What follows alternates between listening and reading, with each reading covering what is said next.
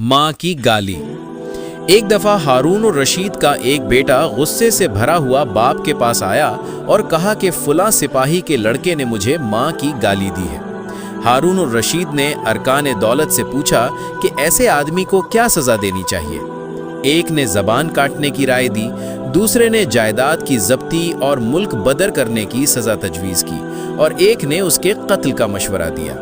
हारून और रशीद ने बेटे से मुखातिब होकर कहा, ए बेटे, अगर तू इसे मुआफ़ कर दे तो ये तेरी बुजुर्गी है, और अगर मुआफ़ नहीं कर सकता तो तू भी इसे माँ की गाली दे ले, लेकिन हद से तजावुज़ न करना, वरना फिर तेरी तरफ से जुल्म होगा और दूसरे की तरफ से दावा। फिर फरमाया, अक्लमंद के नज़दीक मर्द वो नहीं जो मस्त हाथी से लड़े, बल्कि तहकीक की रूह से मर्द वो है कि जब उसे गुस्सा आए तो वाही तबाही न करे। मजीद ऐसी वीडियो के लिए YouTube चैनल मोहम्मद इब्राहिम फ़ानी को सब्सक्राइब करें।